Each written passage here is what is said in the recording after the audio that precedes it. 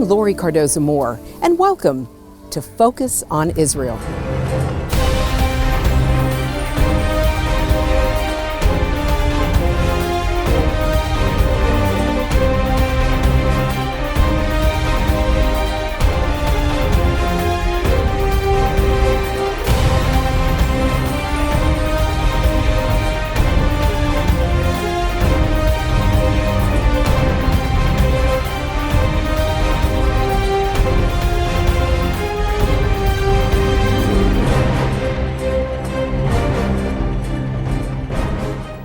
Hello and thank you for tuning in to Focus on Israel.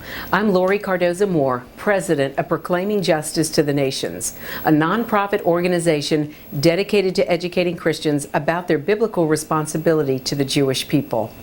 Many Christians do not realize that the Word explicitly tells us to stand with our Jewish brethren and defend the land God calls His.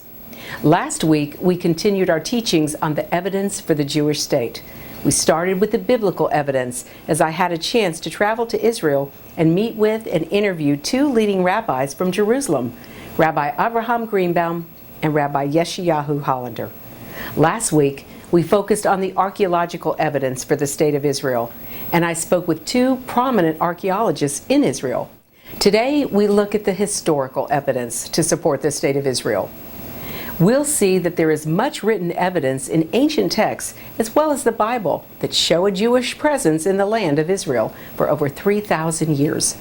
Arguably, one of the greatest testaments to the Jewish people inhabiting the land God calls His. Much like archaeology, historical writings provide a valuable link between Israel's past and present. Jewish history begins with the patriarchs Abraham, Isaac, and Jacob, some 4,000 years ago. We saw last week how many archaeological finds help prove the biblical narrative, as well as other texts. So on our show today, let's say we have no Bible. What historical evidence exists in written form to prove Israel existed thousands of years ago? In 1896, in an Egyptian temple in the city of Thebes, an archaeologist discovered the stele Merneptah, an ancient Egyptian poetic eulogy to Pharaoh Merneptah. This find dates back to around 1200 BC. Of significance to biblical studies is a short section at the end of the poem describing a campaign to Canaan by Merneptah in the first few years of his reign. Here we have the earliest mention of Israel outside the Bible, and the only mention of Israel in Egyptian records.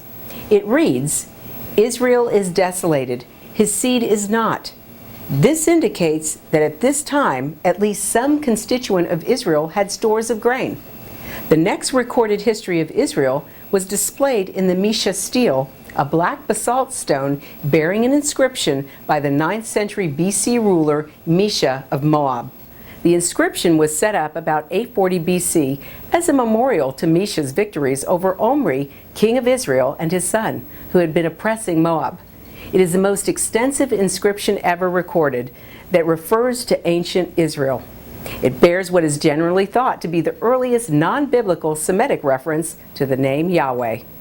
In the 2nd century BC, the Jews succeeded in creating an independent kingdom covering much of the biblical land of Israel. But by the end of the 1st century BC, this was absorbed into the Roman Empire. A series of revolts against the Romans led to the forced dispersal of much of the Jewish population. Although most of the Jews in the land were expelled, many still remained and maintained a Jewish presence there.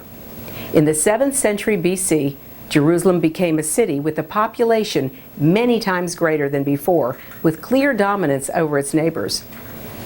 The Babylonian conquest entailed the destruction of Jerusalem and its temple. The exile experience led to the development of a strong sense of identity as a people distinct from other peoples, and increased emphasis on symbols such as circumcision and Sabbath observance to maintain that separation. In 37 BCE, Judeans continued to live in their land in significant numbers and were allowed to practice their religion until the 2nd century when Julius Severus ravaged Judea. 985 villages were destroyed. Banished from Jerusalem, the Jewish population now centered on Galilee. This was also the time of the schism between Judaism and Christianity. Many Christians consider the new religion to supersede Judaism. The last pagan Roman Emperor Julian allowed the Jews to return to Holy Jerusalem and to rebuild the temple. In the years 1260 through 1516, Israel was part of the empire of the Mamluks, who ruled first from Turkey, then from Egypt. Jews suffered persecution and humiliation, but the surviving records cite at least 30 Jewish urban and rural communities at the opening of the 16th century. In the Ottoman period, the Jewish population of the Palestine region was approximately 10,000 during the first half century of the Ottoman rule. 30 Jewish communities existed at the time, and the 8,000 or 10,000 Jews in 1555 grew to 20,000 or 30,000 by the end of the century. By the 19th century, the growth of the Zionist movement saw a large migration of Jews to the land. So the myth that the Jews came back to Palestine and stole the land from the Palestinians is simply that, a lie of enormous proportions. While in Jerusalem recently, I had the unique opportunity to meet with Lenny Ben David, a former deputy ambassador for Israel to Washington, D.C. His deep insight and knowledge of Jewish history brought new light to an ancient subject. Laurie, we have a tremendous history of Jews here in the land over 2,000 years ago. It is a mistake to believe that with the destruction of the temple, the Jews left the Holy Land.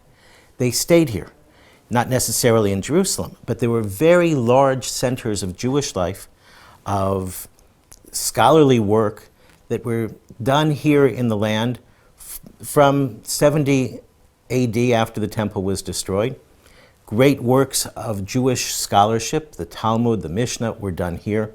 Great rabbis came here and lived, from Maimonides and Nachmanides. Maimonides came from Cairo, Nachmanides came from an area of Germany, France. And there were always Jews in the Holy Land.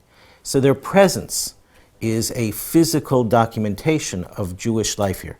Their works, their books, their writings were done here in Eretz Israel, the land of Israel. The Roman history was certainly a period of brutality, particularly after the rebellion against Rome that took place. That the Romans felt that they had to destroy the temple in Jerusalem. But then, 60, 70 years later, there was another rebellion against the Roman emperor. And the decision was made to absolutely destroy everything, not just Jerusalem, not just the temple, but also to lay barren towns and cities and absolutely strip the land.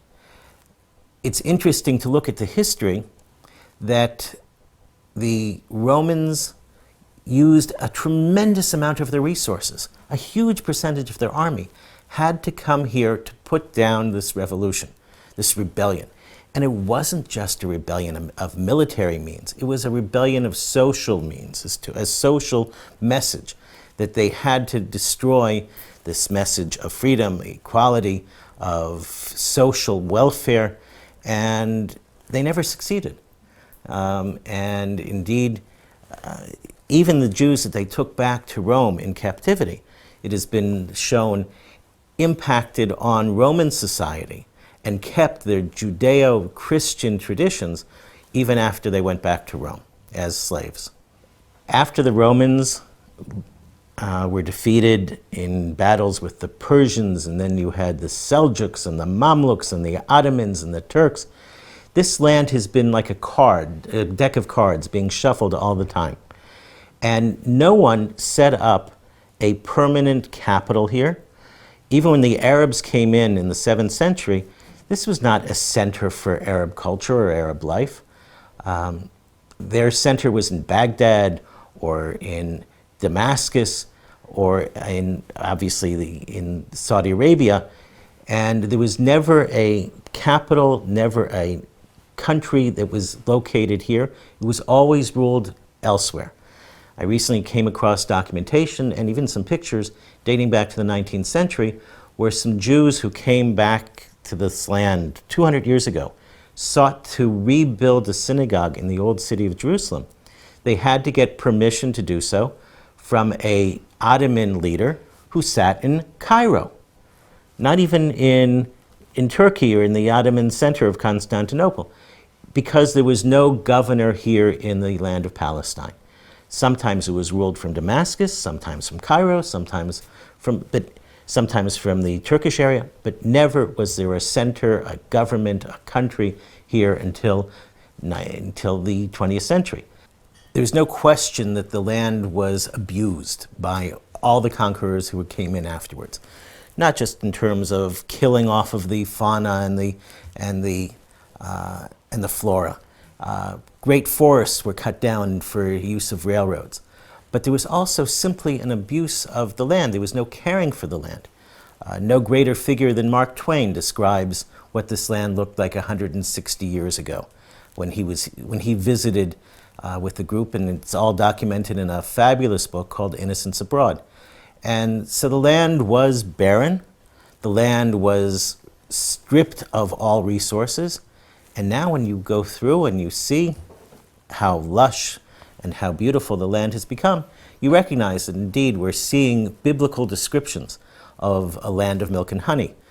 I squeezed grape juice yesterday from the grapes in my backyard, and I live 10 miles south of Jerusalem, Judea. Bountiful produce. And for me, it's a reliving of prophecy to see this happening. One of the greatest myths perpetrated today is that the Palestinians are descendants of the Philistines. Who were the Philistines? The word Palestine means land of the Philistines. Egyptian records refer to the Philistines as the Sea Peoples, who came from an area of the Aegean Sea, which is bordered by Greece and Turkey. In 1 Samuel 30, verse 40, the Philistines are referred to as the Cherethites, the Hebrew word form of Cretans, inhabitants of Crete.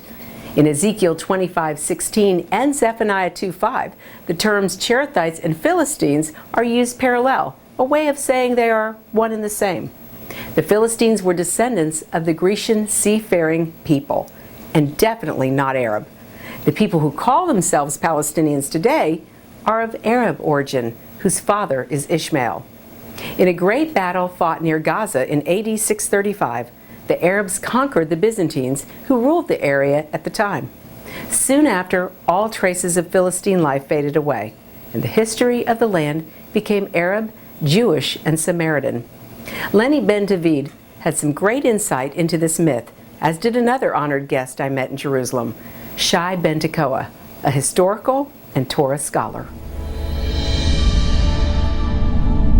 In every generation, people tell whopping lies about the Jews. That's anti-Semitism in a nutshell. Telling lies about the alleged evil that Jews perpetrate, and on the basis of these lies, you get to beat up the Jews, steal the Jews from the Jews, drive them from their homes, burn them in gas chambers. The current myth is that there was an ancient Palestinian people here, and these pushy Jews came in after World War II and stole their country from them. That's the claim that the so-called Palestinians make. In fact, there is no recorded history of any such nation here. The Palestinians is an anti-Semitic myth. This is the most written about piece of real estate on the planet.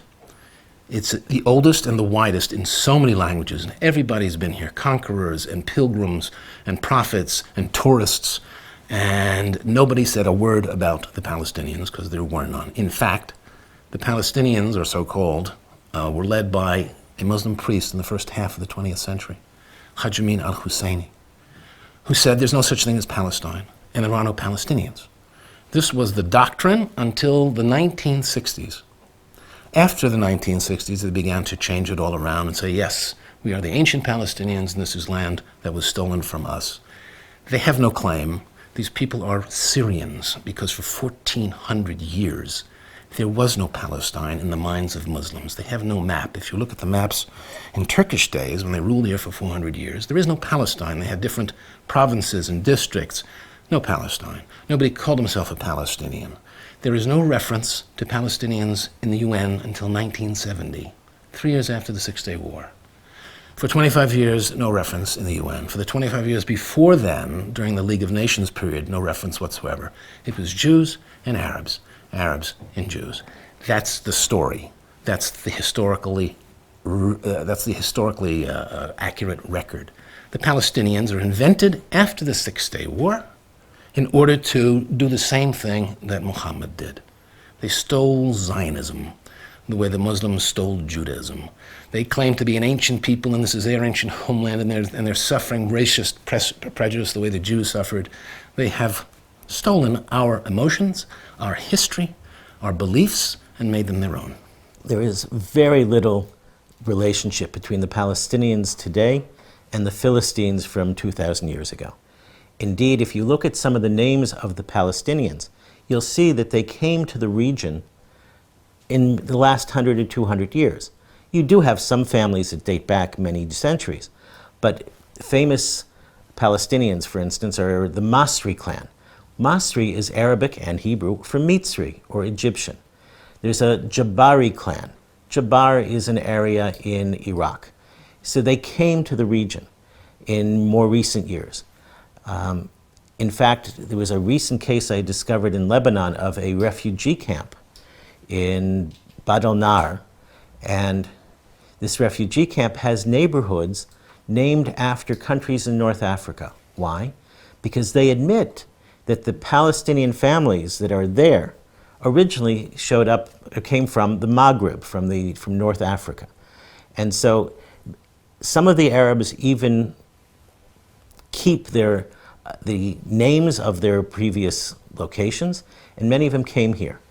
There's an interesting feature that I'll share with you that has been discovered recently by anthropologists, and that is south of Jerusalem, in the Hebron region, especially in the hills, there are what we call crypto-Jews.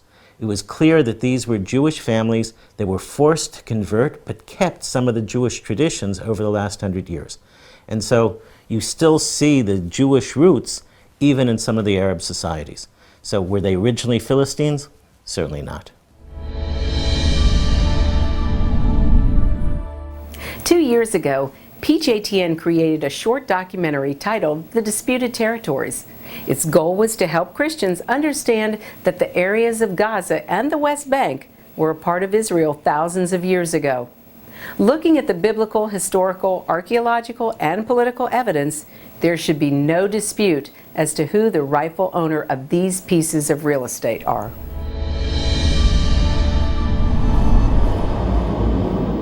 Israel, 12,000 square miles of land that lie at the center of a world conflict.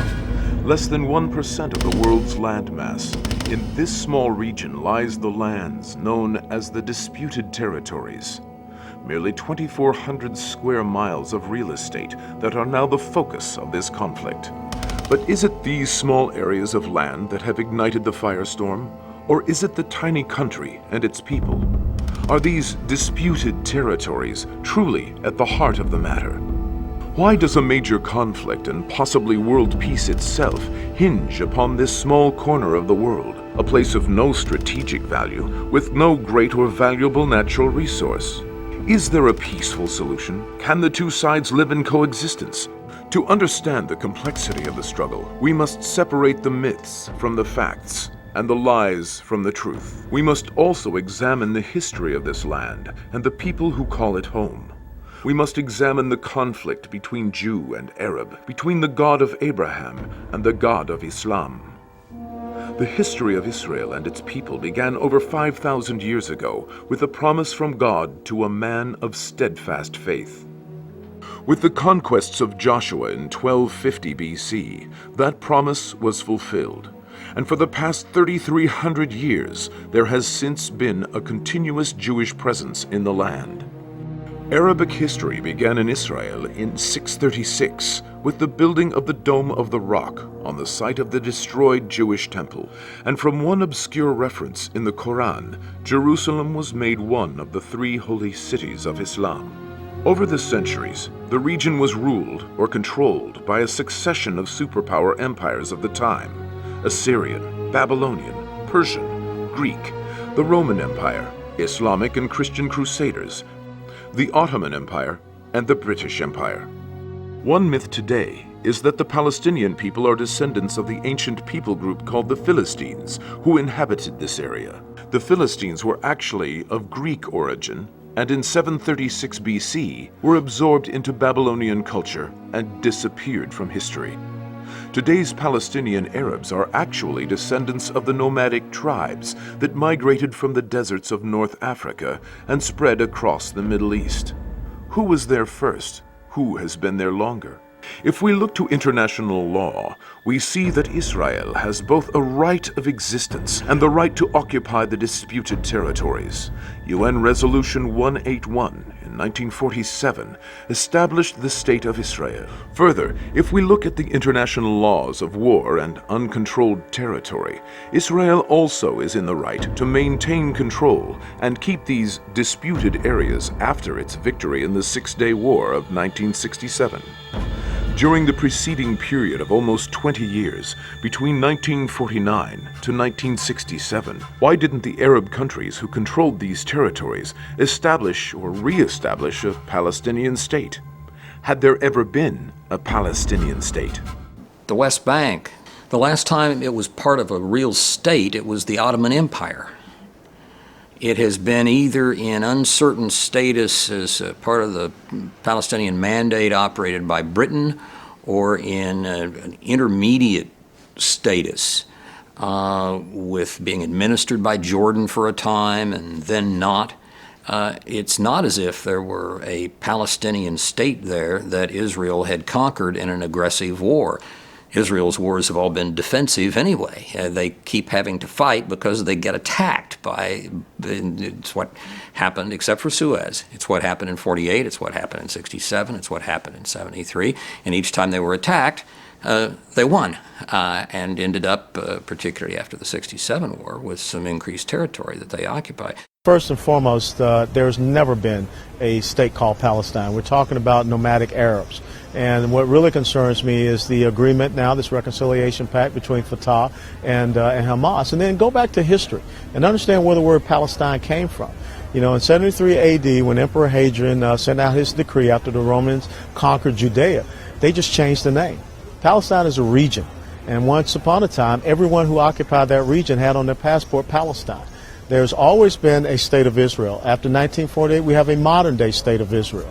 So we need to respect that, and the people who call themselves Palestinians need to have a right and a respect of that state of Israel. Until then, until there's a willing peace partner, there really can't be peace. Up until 1967, the term Palestinian means something entirely different than it does today. The very term Palestinian, in fact, you know, if you used the term Palestinian in 1948, you'd have been talking about Jews. Those are the only people that considered themselves Palestinians. Arabs didn't want to have anything to do with the term Palestinian. Palestinian meant Jew. The Jerusalem Post was the Palestinian Post. Not until 1967 does Arafat and his band of terrorists adopt the term Palestinian for their own and decide it's not just a term of recent invention. It actually has to do with, they're descendants from the Philistines. They've been around for thousands of years. The Palestinians are now a distinct Arab people. They invented this idea in 1967, and the world has bought it.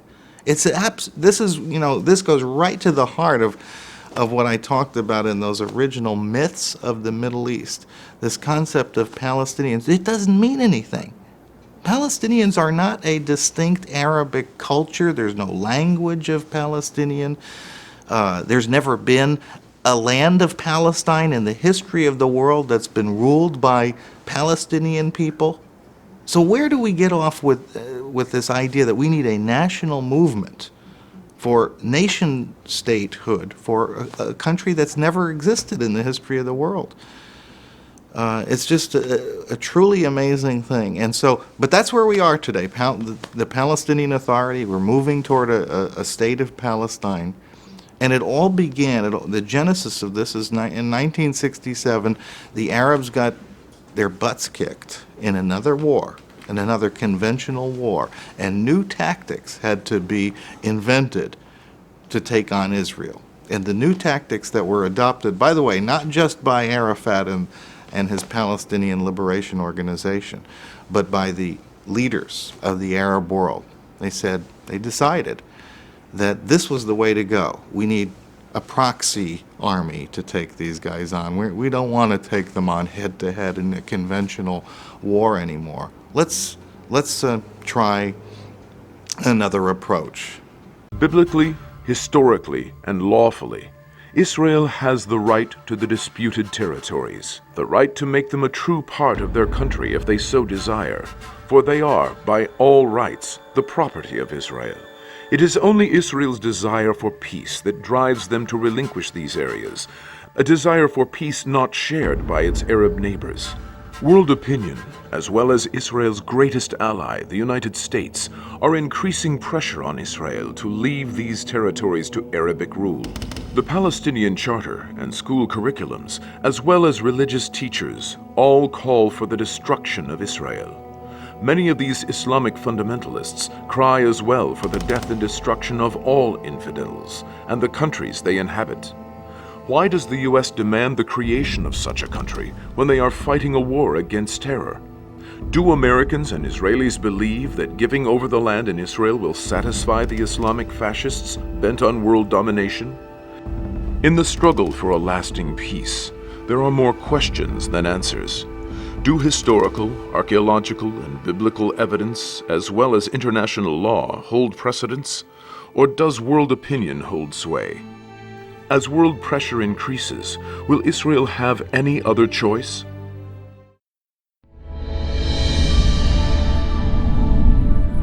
That's our show for today, and I want to thank you for watching.